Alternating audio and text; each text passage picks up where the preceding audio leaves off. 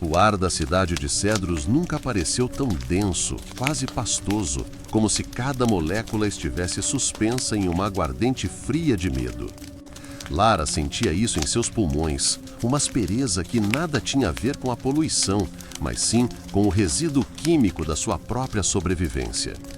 6 semanas haviam se passado desde que a van, desgovernada por uma falha no eixo, a havia arremessado contra o pilar de concreto.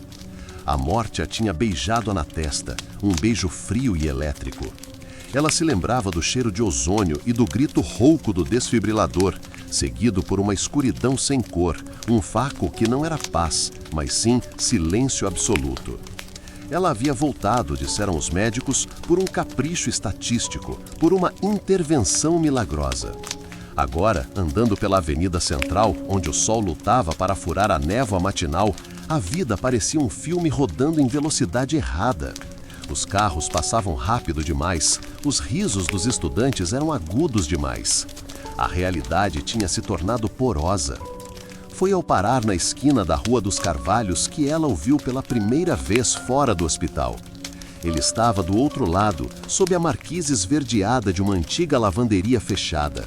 A figura era de uma altura desmedida, esguia até a fragilidade, vestida em um terno que parecia ter sido costurado em outra época, um tecido cinza carvão que sugava a luz. A cabeça dele estava levemente inclinada.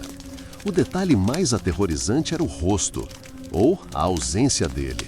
Não havia traços, apenas um buraco negro, uma concavidade escura onde a sombra deveria ceder à forma. Era como se a luz se recusasse a tocar aquela parte do ser. Não um capacete, nem um capuz, mas uma sombra intrínseca, profunda, que fazia o ar vibrar. Lara estacou, o reflexo nervoso de apoiar a mão na cicatriz ainda sensível sobre as costelas. Ele estava parado, completamente, não movia um músculo. Mas Lara sentiu, com a certeza fria que só o trauma imprime, que a sombra oca estava olhando diretamente para ela.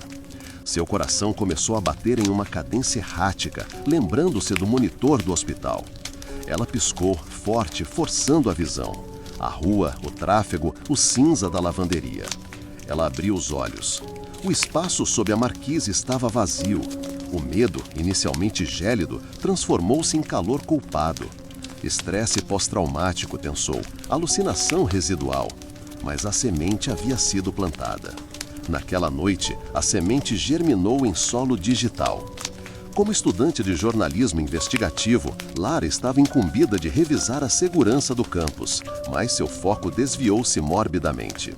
Ela acessou o sistema de câmeras da cidade, usando credenciais que não deveria ter, focando nos arquivos do Hospital Distrital, o local de sua ressurreição. Rolando pelas horas daquela madrugada terrível, ela encontrou a imagem da sala de emergência. A visão era granulada e distorcida, mas inconfundível.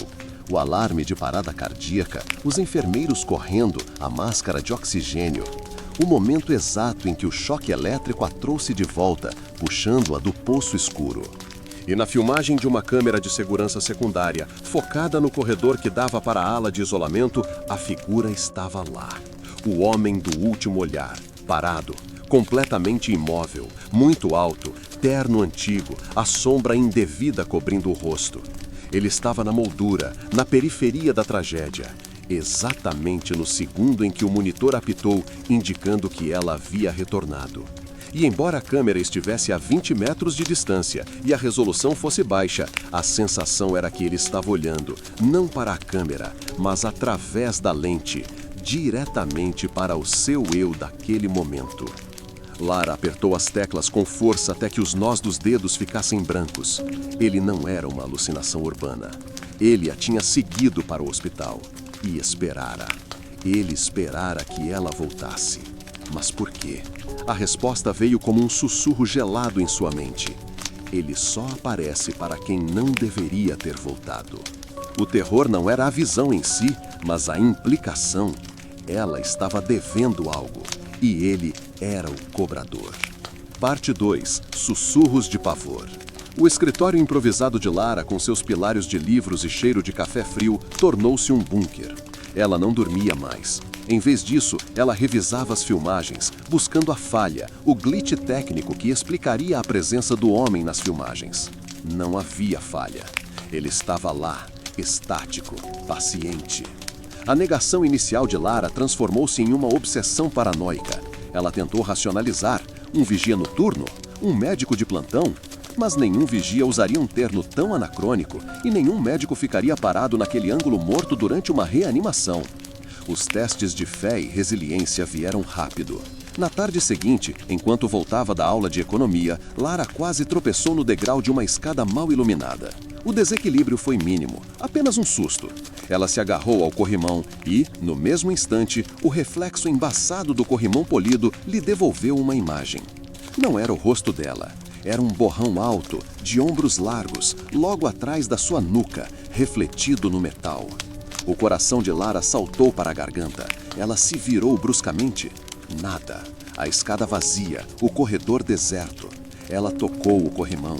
Estava frio, úmido. Mas a imagem do terno cinza, distorcida e espectral, persistia na retina. Ela começou a evitar espelhos e superfícies reflexivas. O mundo, contudo, é feito de vidro e metal. O próximo encontro foi na universidade. Estudando na biblioteca, a luz da tarde incidia forte na janela de vidro fosco. Lara estava lutando contra o sono e, ao levantar a mão para esfregar os olhos, notou a silhueta. No reflexo opaco da janela, o homem estava no pátio interno, parado ao lado de uma cerejeira que estava sem folhas. A sombra de seu rosto era mais densa do que o crepúsculo. A distância era grande, mas a sensação de proximidade era avassaladora. O pátio interno deveria estar vazio. A biblioteca fechava em 5 minutos. Lara não ousou virar a cabeça. Ela simplesmente fechou o livro e correu. O peso da mochila irrelevante comparado ao peso daquele olhar silencioso. A negação foi substituída pela fuga, mas a fuga era inútil. Ela estava no ônibus lotado, olhando pela janela para o cenário cinza de cedros. O vidro, sujo de chuva, refletia o interior do veículo. Ela viu a si mesma, exausta, os olhos vermelhos. E então, logo acima de sua imagem, no canto superior do reflexo, a figura inconfundível. Ele não estava na rua, ele estava no reflexo, flutuando como uma mancha de óleo no vidro, olhando diretamente para ela, mais perto do que antes. A sombra em seu rosto parecia agora ter uma profundidade tridimensional, quase como se o vazio estivesse se condensando. Lara desceu do ônibus no ponto mais próximo e correu para casa. Ao chegar, ligou a televisão. Tentou se concentrar no noticiário local, buscando ancorar-se no banal. O âncora falava sobre um trágico acidente no centro. Um idoso, que trabalhava na lavanderia fechada da Rua dos Carvalhos, havia sofrido um infarto fulminante horas antes. O mesmo local onde ela o tinha visto pela primeira vez. O medo deu lugar à náusea. Aquele velho era uma figura conhecida no bairro. Lara procurou o telefone de sua amiga e colega de quarto, Sofia. Ligou várias vezes. Ninguém atendeu. Sofia estava em um plantão no hospital. Lara sentiu um frio percorrer sua espinha, uma certeza horrível. Não era coincidência. Toda vez que o homem do último olhar se aproximava, o mundo parecia se reajustar. Era como se a balança estivesse sendo equilibrada e a moeda de troca fosse a vida de outros. Sua sobrevida estava sendo paga em parcelas de luto. Parte 3. As sombras se adensam. O medo evoluiu para o pânico paranoico e a culpa esmagadora. Lara sabia que precisava entender as regras desse jogo macabro. Seu mentor improvável surgiu uma forma de Dr. Elias Thorne, um neurologista aposentado que havia trabalhado no hospital por 40 anos e era conhecido por seu interesse em fenômenos limítrofes. Ela o encontrou em um café sombrio, implorando por uma explicação para a figura nas filmagens. Ela mostrou-lhe o vídeo, sem mencionar a conexão com seu acidente. Thorne, um homem grisalho de olhos penetrantes e cansados, não riu. Ele analisou o vídeo com a frieza de quem já viu demais. "Onde você conseguiu isso, menina?" perguntou ele, a voz rouca. "É para um trabalho de faculdade", mentiu Lara. Thorne balançou a cabeça. "Chame-o de auditor, chame-o de mensageiro. Mas o termo antigo, o termo que os enfermeiros mais velhos usavam, aqueles que viam a morte com tanta frequência que ela se tornava mundana, era o cobrador de extensões." Ele explicou uma lenda urbana, ou, como ele preferia, um registro empírico de décadas. O homem do último olhar era visto apenas em hospitais ou locais de acidentes graves. Ele não causava a morte, mas a inspecionava. Ele aparecia quando a morte errava o alvo. Quando o corpo deveria ter sucumbido, mas por alguma anomalia, uma injeção de adrenalina tardia ou um milagre técnico, voltava. Você não nos contou tudo, não é? Thorne a encarou. Você ouviu porque você é um erro no sistema. Sua vida, Lara, é um crédito de tempo que foi negado, e ele está aqui para garantir que a soma feche. A revelação atingiu Lara como um choque de 1000 volts, mais potente do que o desfibrilador que a trouxe de volta. Ela havia cruzado o limiar. Não havia mais como racionalizar. Ela era uma aberração, e sua existência era uma dívida que estava sendo quitada em sangue alheio. Naquele mesmo dia, um e-mail do coordenador do curso. Sofia, sua colega de quarto e amiga, havia sofrido um acidente de carro no caminho para casa, no turno da manhã. Fatal. A culpa era uma maré alta, gelada e sufocante. Sofia morreu para que Lara pudesse ter mais um dia. O homem do último olhar estava fazendo seu trabalho. Lara voltou para o apartamento que agora cheirava luto e solidão. O peso de sua sobrevivência era insuportável. Ela pegou a chave do carro, tinha que sair da cidade, fugir do mapa, quebrar o padrão. Se ele era local, talvez o desequilíbrio não a seguisse. Enquanto descia as escadas apressada, ela olhou para o pequeno espelho de moldura dourada pendurado no patamar. Ele estava ali, não embaçado, não em reflexo distorcido, perfeitamente claro, exatamente um degrau acima dela. Tão perto que, se ela estendesse a mão, tocaria o terno seco. E ele estava, inegavelmente, mais próximo do que nunca. A sombra de seu rosto parecia agora menos um buraco e mais um véu muito fino tremeluzindo. Lara não gritou. O medo era muito profundo para o som. Ela se virou e correu, caindo na rua. A hora da fuga havia chegado. Parte 4. O desvendamento. Lara acelerou pela rodovia principal, o motor do carro gemendo de esforço. A fuga era um ato desesperado, uma súplica contra a inevitabilidade. Ela dirigiu por horas, deixando cedros para trás rumo ao sul, onde as montanhas prometiam isolamento. A esperança era tola. A primeira aparição em sua jornada de fuga confirmou que ele não estava preso à cidade. Ele estava preso a ela. Ela estava a 100 quilômetros, atravessando uma área de floresta densa. A paisagem era dominada por pinheiros altos e escuros que formavam uma muralha verde-negra. Ao olhar pelo retrovisor lateral, ela o viu. Entre as árvores, parado no meio de uma clareira que ela tinha acabado de passar. Ele não era um carro, não era um animal. Era uma verticalidade sombria, um contraste brutal com a natureza. A distância percorrida era imensa, mas ele estava ali, como se o espaço e o tempo fossem meras sugestões para ele. Lara pisou no acelerador, a adrenalina lavando qualquer resquício de sono. Ela parou em um posto de gasolina isolado para reabastecer e tentar respirar. O posto era antigo, com bombas de combustível enferrujadas sob luzes de vapor de mercúrio amareladas. Ela se trancou no banheiro sujo. No espelho rachado, enquanto lavava o rosto, ele não estava lá. Alívio. Mas ao olhar para o recipiente de metal cromado do secador de mãos, onde a superfície polida devolvia uma imagem invertida e curvilínea, ela o viu. Ele estava atrás da porta, no reflexo côncavo. Não na realidade, apenas no metal. Sua cabeça estava ligeiramente mais baixa, como se ele tivesse se curvado para caber no reflexo. O véu de sombra que cobria seu rosto agora parecia se mover, como fumaça fina, revelando um contorno ósseo. Lara saiu do posto em disparada, sem pagar. O medo tinha corroído seu senso de moralidade. Sua única moral era sobreviver, ou pelo menos impedir que outra pessoa morresse por ela. O carro começou a apresentar problemas, superaquecimento. Ela foi forçada a pegar um ônibus intermunicipal em uma parada de beira de estrada. Sentada na parte de trás, olhando para o horizonte que não oferecia salvação, ela sentiu o peso ao seu lado. Não havia mais reflexos, não havia mais filmagens. Ele estava lá, sentado no banco do ônibus, na fileira paralela à dela, virado para a janela, olhando para a paisagem. Mas ela podia sentir o calor ausente da presença dele. Seu terno cinza se misturava ao estofamento escuro do ônibus. Lara moveu a cabeça lentamente, os olhos fixos na silhueta. Ele estava mais perto do que um ser humano deveria estar para um estranho em um ônibus. Ela não conseguia desviar o olhar do perfil da cabeça, da sombra profunda. Aquele era o teste. Confrontar ou sucumbir? Ela reuniu toda a coragem nascida do desespero e sussurrou, a voz trêmula: "O que você quer?" O homem do último olhar não se moveu, não respondeu, mas a sombra em seu rosto se aprofundou. Naquele instante, Lara percebeu que ele não precisava falar. Sua presença era a mensagem. Ele queria o que era dele. Parte 5. O pesadelo.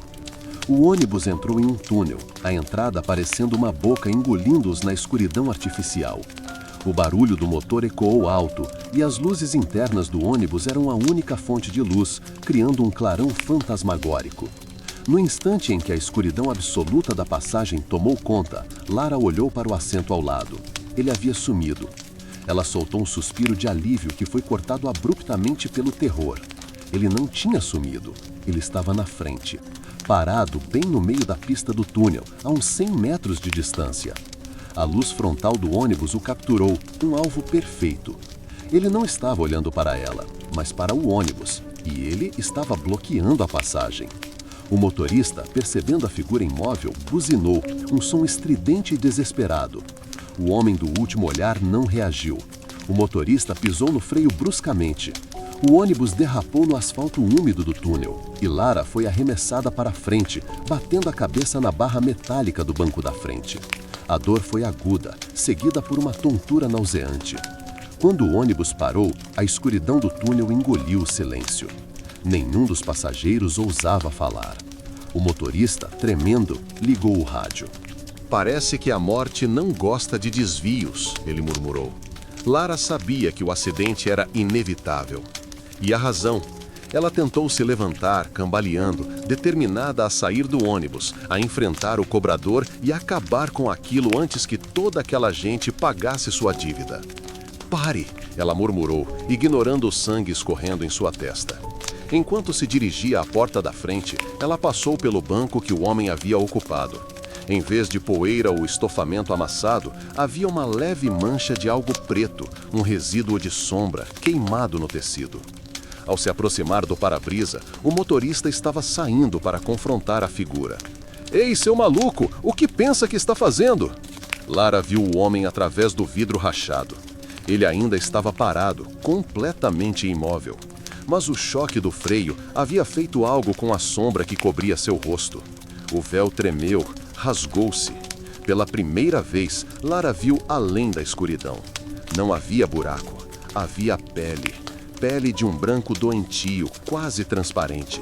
E havia olhos. Eles eram grandes, redondos e pareciam feitos de vidro polido. Mas o que a paralisou foi a expressão. Não era malícia nem ódio. Era uma exaustão infinita. Era a face de alguém que está terrivelmente cansado de seu trabalho. Naquele momento de terror gélido, o motorista deu um grito abafado. Ele não estava olhando para o homem. Ele estava olhando para o lado do túnel. Lara seguiu o olhar do motorista. Outra figura estava ali, saindo das sombras da parede de concreto. Um homem robusto, vestindo roupas de operário. E ele carregava uma barra de ferro. Não era o homem do último olhar que estava causando o acidente. Ele estava esperando por ele. O homem do túnel atacou o motorista. Gritaria irrompeu no ônibus. O cobrador era apenas um indicador. Sua presença significava que o erro estava sendo corrigido, mas a morte usava as ferramentas que tinha à mão: o acaso, a loucura ou, neste caso, a violência. Lara sabia o que fazer. Ela era a isca. Ela tinha que se entregar para salvar os outros. Parte 6. Ecos do terror. Lara correu para a parte de trás do ônibus, abriu a porta de emergência e se jogou para fora, no asfalto escuro. Rolou, sentindo a dor excruciante em seus joelhos e ombros, mas a sensação de que havia desviado o alvo a encheu de uma determinação fria. O homem do último olhar virou a cabeça vagarosamente, seguindo-a com seus olhos de vidro. Ele começou a andar. Não correu. apenas andou, em uma cadência incessante e terrível. Lara se levantou e correu pela estrada na direção oposta ao ônibus. Ela tinha que atraí-lo para longe. Ela correu até desabar, ofegante, escondida sob um viaduto de concreto, enquanto ouvia as sirenes da polícia e ambulância se aproximando do túnel. Seu sacrifício não foi totalmente necessário, mas o caos havia sido redirecionado. Ela havia mudado a variável do destino. Dias se passaram. Lara, esgotada e traumatizada, conseguiu chegar a uma cidade portuária no extremo sul do país, uma cidade anônima, cheia de névoa e cheiro de sal. Ela se hospedou em um hotel barato. A vida dela era agora uma coleção de cicatrizes, físicas e emocionais. Ela não conseguia dormir. Cada ruído, cada sombra era um lembrete do terno cinza. A culpa era sua companheira constante. Quantas vidas mais ela havia consumido? O preço da sua extensão era intolerável. Ela se sentia radioativa, uma fonte de contaminação mortal. Ela tentou recomeçar, buscando empregos casuais, evitando qualquer forma de luz refletida. A paranoia se instalou permanentemente. Ela via flashes do terno na multidão, nos reflexos das poças de água na rua. Uma noite, incapaz de suportar a solidão, ela tentou ligar para seus pais. O telefone tocou 2 vezes antes que ela desligasse, a imagem de seus rostos entrando em colapso devido à sua sobrevida sendo demais para suportar. Ela era um buraco negro de azar e morte. Ela se deitou na cama, a mente girando. Sua tentativa de fuga não havia funcionado. O cobrador havia mostrado que a distância era irrelevante. Seu retorno à sanidade era um caminho impossível. Ela estava marcada, condenada a uma vida de isolamento forçado. Parte 7. Pavor persistente. Era quase meia-noite. Lara estava acordada, encarando o teto manchado de umidade. O quarto era escuro, exceto pela luz de rua que entrava pela fresta da cortina. Seu celular vibrou. Não era uma ligação, era uma notificação de mensagem de um número desconhecido. Lara hesitou, o coração disparado. Lentamente, ela pegou o aparelho. A mensagem era apenas um anexo, um pequeno vídeo. Com os dedos trêmulos, ela tocou o play. O vídeo havia sido gravado com a câmera frontal do próprio celular dela. O enquadramento era íntimo, assustadoramente próximo. Mostrava seu próprio rosto, pálido e relaxado no sono. Ela estava deitada na cama do hotel. A respiração dela podia ser ouvida no áudio, lenta e constante. E então, o homem do último olhar se moveu para o enquadramento. Ele estava ao lado da cama, inclinado sobre ela. Ele devia estar ali por tempo suficiente para pegar o celular, ligar a câmera frontal e iniciar a gravação, tudo sem acordá-la. Ele não estava parado, ele estava em movimento, lento, mas deliberado. Lara congelou, os olhos grudados na tela. A sombra em seu rosto havia desaparecido completamente. A revelação final. Ele tinha a aparência de um homem normal, exceto por 2 detalhes perturbadores: a pele branca e doentia e a expressão de cansaço extremo. E então ele olhou para a câmera. Ou melhor, para a Lara que estava assistindo. Seus olhos de vidro não refletiam medo, mas uma profunda tristeza. Não era um monstro, mas um funcionário melancólico. E, lentamente, com a precisão de um cirurgião exausto, ele levantou a mão. Seus dedos longos e finos estavam quase tocando a têmpora da Lara adormecida no vídeo. O vídeo parou abruptamente. Fim. Um silêncio ensurdecedor preencheu o quarto. Lara olhou para o espaço vazio ao lado de sua cama. Não havia nada. Ela levou a mão ao rosto, tentando respirar, tentando processar a invasão, a proximidade, a certeza de que ele estava ali, naquele instante, auditando seu sono. O celular vibrou novamente. Outra mensagem do mesmo número. Desta vez, era apenas texto. O limite de tempo expirou. O terror não veio com um grito, mas com a absoluta calma que se segue à aceitação. Ela não morreria por um acidente, nem por violência. Morrer seria apenas o final do contrato. Lara soltou o celular, que caiu sobre o colchão macio. Ela fechou os olhos.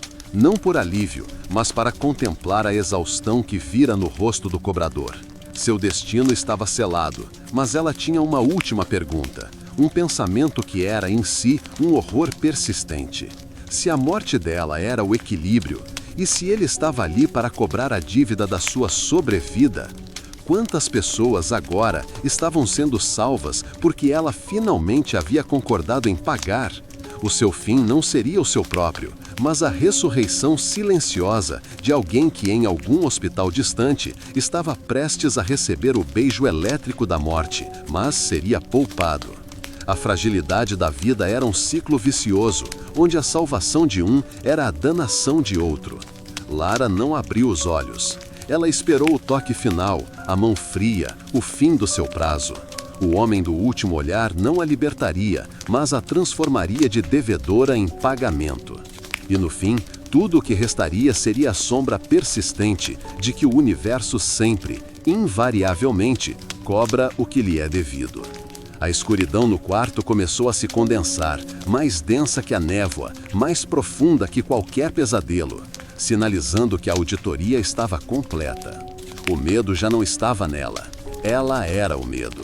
O silêncio que se seguiu à vibração final do celular não foi o da morte, mas de uma suspensão perfeita, um vácuo onde o tempo parecia ter se solidificado. O ar no quarto não se moveu e as pálpebras de Lara permaneceram fechadas, presas por uma aceitação que era mais forte que a gravidade. A luz da manhã, pálida e oleosa, rastejou pela fresta da cortina, revelando que a figura alta já não ocupava o espaço ao lado da cama. A quitação da dívida, aparentemente, não se manifestou como um golpe físico, mas como uma ausência fria e imediata. Contudo, o quarto retinha uma frieza residual que não era explicável pela temperatura da madrugada. Era uma ausência de calor vital, um vácuo deixado por um cálculo concluído, como se o ambiente tivesse sido drenado de sua energia térmica. No espelho do guarda-roupa empoeirado, ela notou uma distorção sutil em sua própria imagem refletida. Parecia defasada por um milissegundo, como se o reflexo estivesse lutando para alcançar a realidade. Essa era a cicatriz deixada pelo auditor em sua percepção sensorial e temporal. A vida continuava, mas o seu tempo estava permanentemente desajustado do tempo do mundo. Uma semana depois, Lara estava de volta a Cedros. Ela não estava morta, mas era uma casca, funcionando em uma letargia que mascarava o terror interno. Curiosamente, a cidade parecia, em um sentido macabro, melhor. Os noticiários locais reportavam uma queda inexplicável em acidentes graves e fatalidades súbitas. Parecia que o equilíbrio havia realmente se manifestado, não apenas na vida de um indivíduo, mas na entropia local, uma quietude estranha pairando sobre as estatísticas. Por outro lado, o Dr. Thorne, o velho neurologista que lhe revelara a verdade, desaparecera sem deixar rastros, como se seu conhecimento excessivo o tivesse tornado ele próprio uma variável a ser ajustada. Portanto, a compensação não era aleatória. Ela era seletiva e complexa, exigindo mais do que apenas um pagamento físico para que o universo voltasse ao seu curso. Considere agora a nova forma de terror. Não era mais a perseguição física, mas a permanência da função do cobrador em sua consciência. Lara começou a sentir um chamado incessante para observar os outros. Seus olhos eram involuntariamente atraídos para pessoas em situações de risco mínimo. O ciclista que desviava por pouco de um buraco, o pedestre que tropeçava. Ela se tornara a sentinela não remunerada, o receptor passivo da iminente retificação. Ela compreendeu que o auditor, ao poupá-la da morte física imediata, havia-lhe legado sua função psíquica.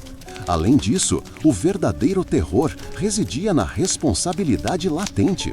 Ela agora sentia o peso das vidas que poderiam ser salvas, mas que o sistema dela estava destinado apenas a testemunhar, ou pior, a marcar silenciosamente. Essa nova perspectiva era uma tortura silenciosa. Ela podia sentir a tensão do fio que conectava a vida e a morte em cada ser vivo ao seu redor, uma linha que só o cobrador podia cortar. Ela percebeu que a entidade não queria apenas uma vida, ele queria submissão ao conhecimento de que a ordem é mantida por um ciclo eterno de compensação dolorosa. Em uma tarde chuvosa, caminhando pelo campus universitário, ela viu uma estudante tropeçar e cair da escada, deslizando alguns degraus. Um evento banal, mas o estômago de Lara revirou. Ela correu para ajudar. Ao estender a mão para a garota que se levantava, envergonhada e ilesa, ela hesitou. No chão molhado, refletido na poça d'água, a figura magra e alta vestindo o terno estava ali. Mas desta vez, ele estava olhando para a estudante caída, e não para Lara. A sombra no rosto do auditor parecia desinteressada, quase entediada. Ele desapareceu assim que a garota se recompôs. O mais aterrorizante era que Lara não sentiu medo. Ela sentiu uma estranha, fria familiaridade. Ela não era mais a devedora. Consequentemente, ela havia sido promovida, forçada a testemunhar o trabalho do auditor, agora não como vítima, mas como a única espectadora constante, condenada a vagar pelo desequilíbrio, sabendo que o preço da vida não era a morte, mas a vigilância eterna do que se perde. A mudança mais aguda em Lara, após o encontro final, não era visual, mas auditiva. Ela desenvolveu uma sinestesia invertida, onde antes sentia apenas o peso da culpa, agora ouvia o som da vida em excesso. Um zumbido de baixa frequência, quase imperceptível, parecia vibrar dentro de seus ossos. Esse ruído fantasma intensificava-se dramaticamente na proximidade de pessoas que, de acordo com seus novos e macabros critérios internos, estavam vivendo em uma espécie de prorrogação imprudente. Quando estava em ambientes lotados, como a praça central da universidade, o zumbido transformava-se em um ruído estridente e metálico, como o chiado de um rádio sintonizado entre duas frequências. Isso a forçou a uma clausura quase monástica. Qualquer interação social se tornava uma agressão sensorial insuportável, um bombardeio de informação sobre as dívidas invisíveis que a rodeavam. Ademais, essa hiperconsciência da fragilidade vital começou a corroer o tecido de suas interações físicas. O toque humano se tornou intolerável.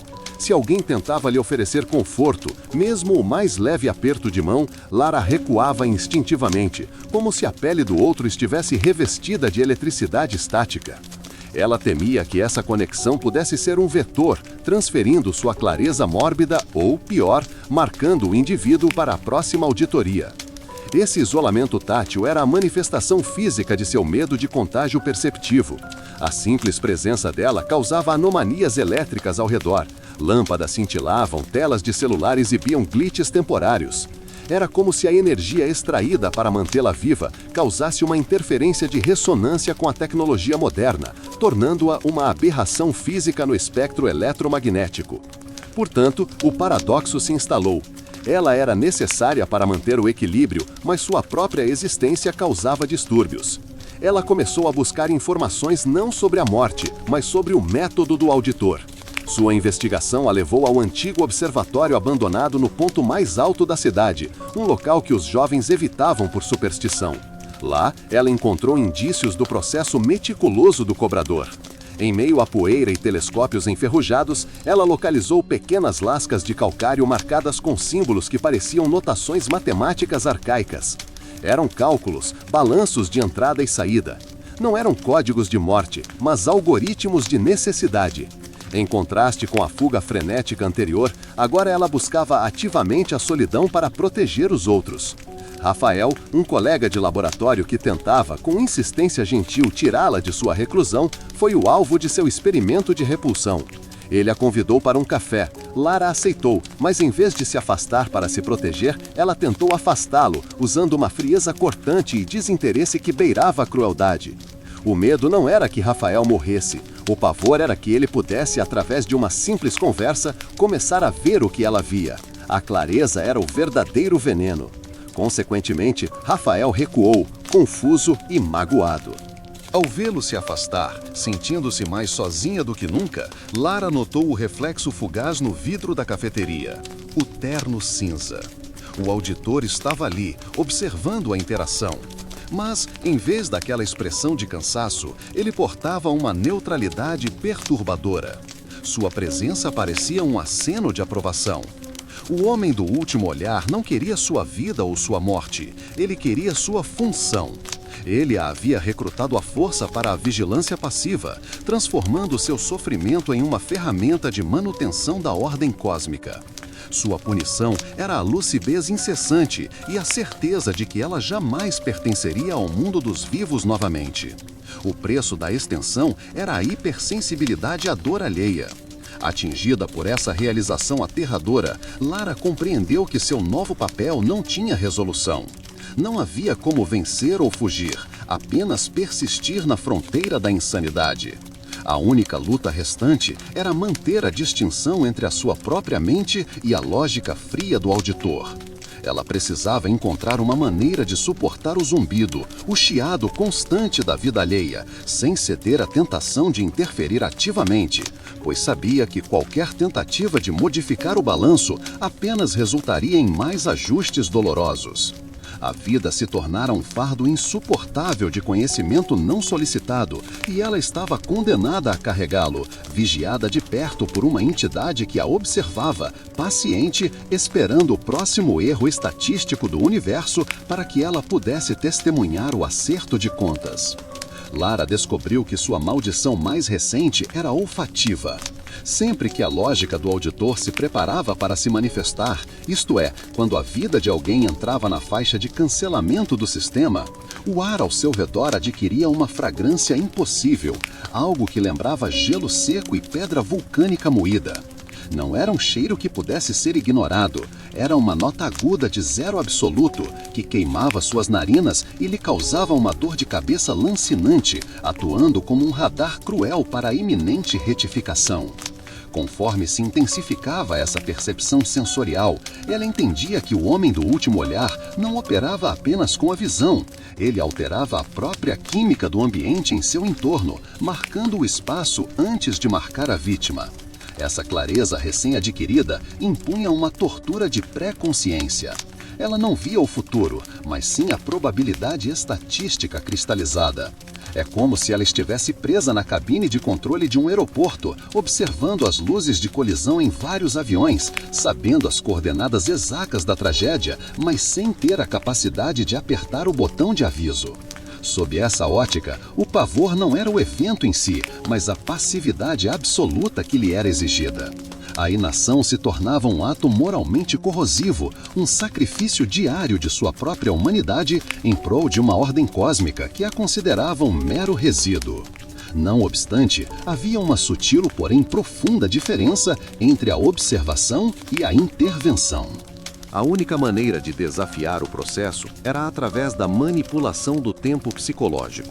Ela desenvolveu o hábito de procurar ativamente esses indivíduos marcados pelo odor de pedra fria e, ao encontrá-los, tentava prolongar o momento presente deles em sua própria mente. Ela se concentrava em detalhes triviais, o padrão das sardas no rosto, a cor das unhas, a maneira como a luz solar atravessava a água que eles bebiam. Ela tentava criar uma lentidão mental em torno da pessoa, na esperança infantil de que, ao registrar cada detalhe com precisão fotográfica, ela poderia, de alguma forma, desacelerar a granulação do tempo que levava à correção. Entretanto, tal esforço era um dreno catastrófico em sua energia mental. A cada tentativa de congelar o quadro, ela sentia um puxão físico, como se seu próprio núcleo estivesse sendo usado para gerar atrito contra o fluxo inexorável. Em uma ocasião, em um mercado movimentado, o cheiro de ozônio tornou-se quase insuportável perto de uma caixa idosa. Lara dedicou 10 minutos a absorver a imagem da mulher, as rugas gentis, o anel de casamento gasto, a paciência tranquila ao lidar com o troco. Quando finalmente se afastou, exausta, a dor em sua têmpora era tão forte que a fez cambalear. Ela soube, sem precisar de confirmação visual, que havia gasto sua própria reserva de tempo em uma prorrogação inútil, apenas para adiar o inevitável por alguns instantes. Pelo contrário à sua expectativa inicial de que o auditor a estivesse vigiando por má vontade, ela começou a suspeitar que ele a observava por necessidade operacional. Talvez, ao se tornar uma testemunha, ela servisse como uma espécie de válvula de segurança psicológica para a entidade, um meio de validar o horror de seu trabalho solitário. Ainda mais crucialmente, Lara percebeu que o homem do último olhar nunca mais apareceu em reflexos triviais. Ele só se manifestava como uma sombra côncava de formalidade quando Lara estava executando sua nova função de observação. Ele estava ali para certificar que ela estava cumprindo seu papel de testemunha, transformando o ato de ver em um contrato. Sua condenação não era morrer, mas ser forçada a viver como o espelho consciente da balança cósmica, para sempre isolada pelo conhecimento de que a ordem é apenas a suspensão temporária do caos. A atmosfera em Cedros, antes apenas densa, tornara-se agora um miasma de expectativas suspensas. Lara caminhava pelas ruas não como uma habitante, mas como uma antena sobrecarregada, captando a ressonância da vida prestes a ser silenciada. O fardo de sua lucidez, essa clareza imposta sobre a mecânica universal de acerto de contas, tinha esmagado qualquer vestígio de normalidade. Ela já não reagia aos sussurros de pavor ou às sombras que se adensavam com o pânico de outrora. Sua resposta agora era uma quietude interna, a aceitação estoica de ser o ponto de convergência de todas as falhas e correções. Refletindo sobre essa jornada até aqui, percebe-se que o terror se transmutou. De uma ameaça externa personificada no auditor, ele migrou para um estado existencial. A cobrança, inicialmente percebida como uma perseguição, revelou-se um convite forçado ao funcionalismo cósmico. O que Lara recebeu não foi um perdão, mas uma promoção à beira do abismo. Essa transição dissolveu as barreiras entre o que era dela e o que era do universo. Sua própria sobrevivência, essa centelha de tempo roubado, tornou-se a chave para um sistema que exigia vigilância ininterrupta. A vida se revelou um contrato condicional, e ela era a única fiadora humana, condenada a ouvir o estalido das almas quando o elástico da existência se rompia. Essa nova perspectiva, na qual o odor de pedra fria precede a inevitabilidade, não era apenas um sintoma, mas a própria prova de que o homem do último olhar não a queria morta, mas sintonizada.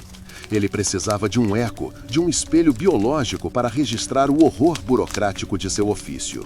O zumbido que a atormentava era o som do universo tentando reencaixar uma peça que havia saído do lugar. O esforço mental que ela empreendia para congelar o quadro era o atrito que mantinha a ilusão de livre-arbítrio por mais um sopro. A tragédia se completava não na morte alheia, mas no esgotamento silencioso de Lara, que usava sua essência para adiar o inexorável. Ela era o sacrifício ambulante que estabilizava a equação, o ponto zero para onde convergiam todas as linhas de destino não resolvidas. O isolamento tátil e a perturbação eletromagnética em seu entorno não eram acidentes, mas manifestações físicas de sua anomalia. Ela irradiava o erro que havia escapado da morte, e a própria matéria ao seu redor tentava repeli-la, tratando-a como um corpo estranho que perturbava a ordem. Consequentemente, o ato de buscar a solidão não era mais uma fuga, mas um imperativo de saúde pública. Ela havia se tornado o vírus da lucidez, e qualquer contato prolongado com ela corria o risco de expor o indivíduo à verdade insuportável por trás da tapeçaria da realidade. A descoberta das lascas de calcário no observatório e a notação matemática confirmaram a natureza fria e desapaixonada da entidade. O terror não vinha da maldade, mas da indiferença absoluta da correção. O auditor não era um monstro, mas um contador exausto, e Lara agora era uma aprendiz involuntária em sua função. Essa aceitação fria, essa resignação diante de um papel sem glória ou redenção, marcou o último estágio de sua descida. Agora, na iminência da conclusão, a narrativa se fecha sobre a síntese dessa dor. O homem do último olhar não precisava mais aparecer em reflexos para lembrá-la de sua dívida. Ele estava incrustado em sua percepção, um parasita que lhe oferecia a visão em troca de sua paz. O que se desenha à frente não é uma batalha final no sentido clássico, mas o reconhecimento final da extensão de seu compromisso e a inevitável escolha entre sucumbir à insanidade sob o peso dessa clareza ou encontrar uma forma impossível de coexistir com a máquina que agora se alimentava de seu medo. A balança estava equilibrada, mas o preço havia sido a alma do fiador. O silêncio de Lara não era paz, mas sim a exaustão de um relógio que funciona sem corda, movido apenas pela inércia de um trauma transcendente. Ela permanecia na pequena pensão, o cheiro de ozônio e pedra fria impregnado em suas roupas e em sua memória olfativa. O zumbido em seus ouvidos não cessava. Era a frequência fundamental do universo gritando contra o erro que ela representava. Ela havia se tornado o ponto nodal de uma quitação metafísica. O preço de sua sobrevida pago não em sangue, mas em isolamento perpétuo e lucidez corsada. O auditor, o homem do último olhar, não era mais uma ameaça. Era o reflexo de seu próprio destino funcional. Ele era o mestre da entropia que, cansado, havia recrutado uma aprendiz involuntária para compartilhar o fardo da vigilância compulsória. Aquele terno cinza não era a vestimenta da morte, mas o uniforme de um administrador exausto, preso a um sistema que não permitia caprichos estatísticos. O terror final, ela compreendeu, não era ser morta, mas ser forçada a entender o mecanismo que a todos governa e saber que sua única função agora era testemunhar a correção dos desvios, sem poder emitir um alerta sequer. Sua maldição era o conhecimento.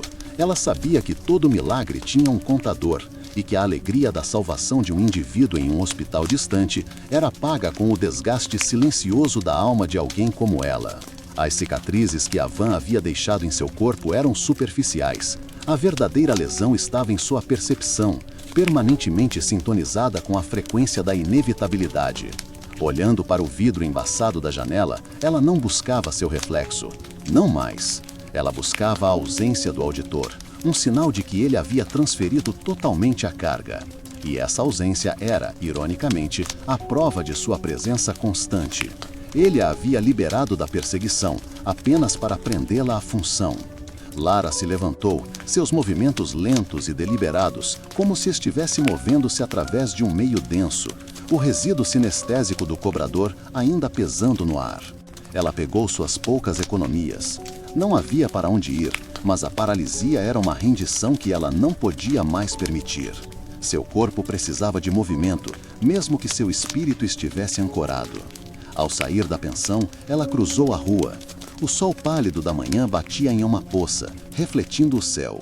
Ela viu a si mesma, magra, com olheiras profundas, mas com os olhos estranhamente calmos. E ao lado do seu reflexo, por um instante fugaz, ela viu a borda do terno cinza. Não a figura completa, apenas a extremidade da manga, como um braço que estava prestes a entrar em cena e recuou. Ele não estava inspecionando uma falha. Ele estava apenas confirmando que ela estava no ponto, pronta para a próxima auditoria. Lara percebeu que o verdadeiro terror não era o homem do último olhar, mas a lei implacável que ele representava. A vida não era uma dádiva aleatória, era um empréstimo rígido e sempre haveria um cobrador.